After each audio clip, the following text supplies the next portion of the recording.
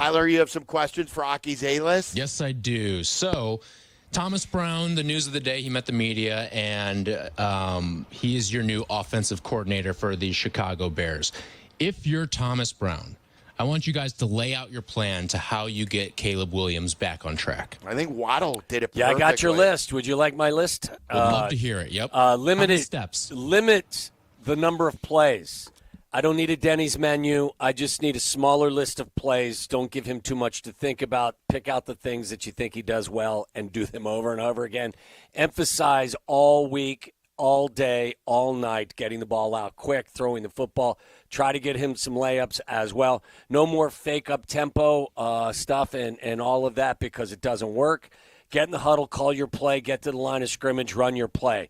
And I'm taking away some of his autonomy as well. Not to punish him, but I just think there's too much on his plate. I'm not going to give you the opportunity to audible in and out of stuff any longer.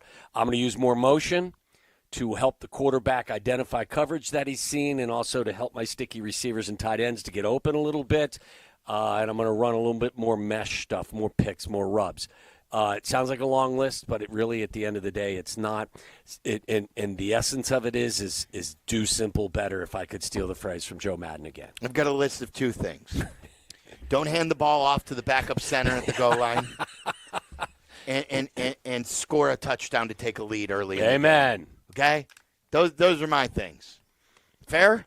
Not that hard. No, I think it's very fair. Lead. Take a damn lead in the first quarter for the first time all year. You're the only NFL team who hasn't done that. Yeah. And don't give the ball to a backup offensive lineman when you're on the goal line in a big game. One thing you can totally control, and that's the latter. The first thing,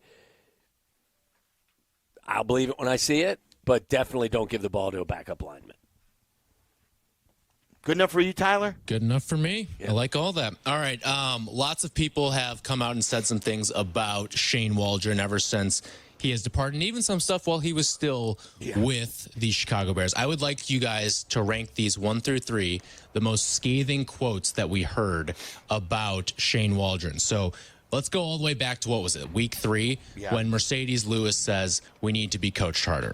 Then you have the stuff from Keenan Allen today saying that he was too nice of a guy and was letting people get away with stuff. And then there was DJ Moore also today saying that we waited too long to make adjustments. We waited till halftime, and at that point it was pretty much too late. 1 through 3, what is the most scathing quotes around Shane Waldron? I think the third one is the one about being too nice. I think that finishes last for me. Oh, really? Like, I'd go Mercedes Lewis is number 1.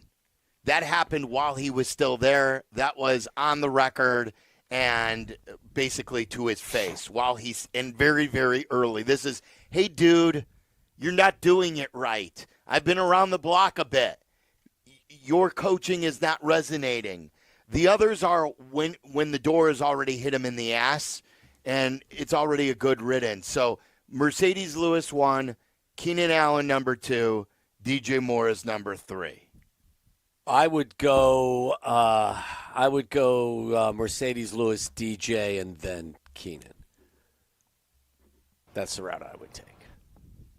Because I think the Keenan Allen stuff also takes him out of any sort of offensive coordinator's jobs in the future.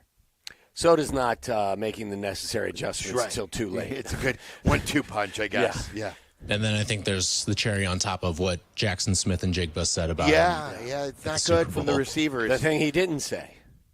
Oh. I guess, yeah. What he did say, the quiet part was very loud with JSN there. Mm-hmm. Real quickly, DraftKings has the updated win totals for the Chicago Bears. I don't know if you've seen this yet.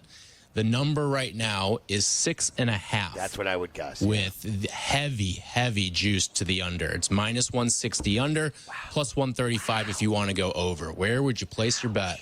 So all they need is 3 more wins to get to 7. All they need is 3? All they need is 3. You're familiar with their schedule.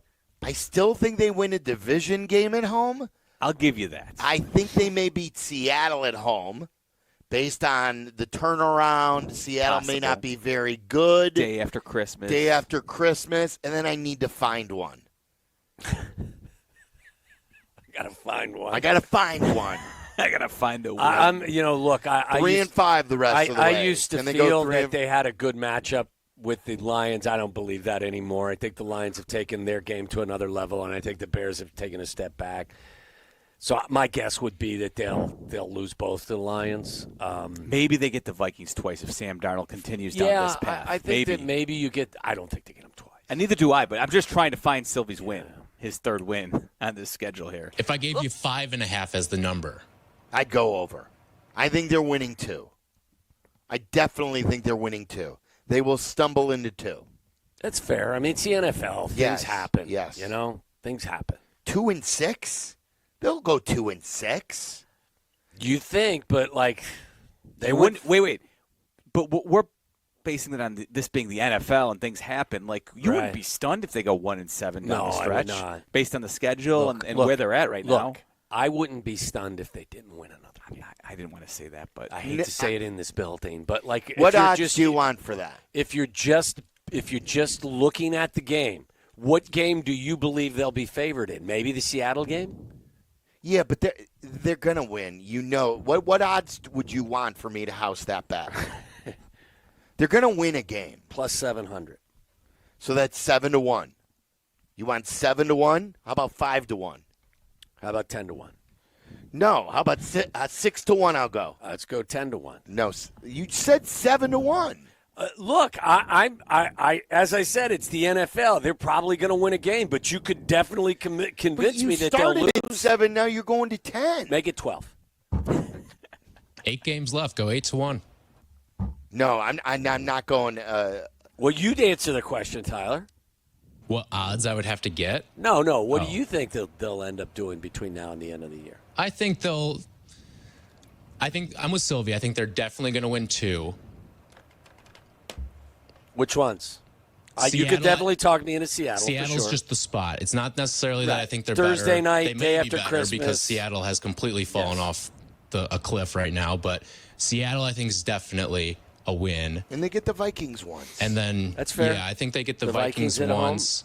That would be in 2 weeks, right? Don't they get the Vikings a week after the Yeah. Packers? do you think the Bears are more likely to win 4 or win 0 in their last 8 games? What's more likely? 4-4 or 0-8. Yes. 4-4. All right.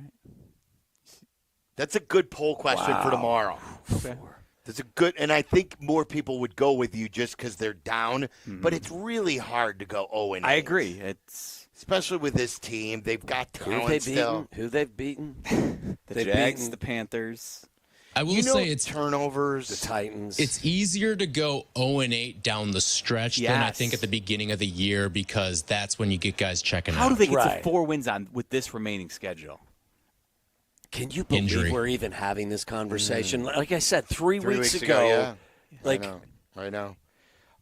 I wouldn't have had this conversation with you 2 weeks ago after the Washington game. 3 weeks ago, the hope was getting all 3 division games in Seattle. Yes. Win your home games Yes. the rest of the way. That's all that was. You would have never Win your home convinced me, games. even after the devastating loss to the Commanders, that they were going to lose the next 2. I would have. Remind me to post that tomorrow when we're at Crossroads in Mundelein. Come out and see us. It's brought to you by Miller Lite. We'll crosstalk with Bleck and Abdallah coming up next.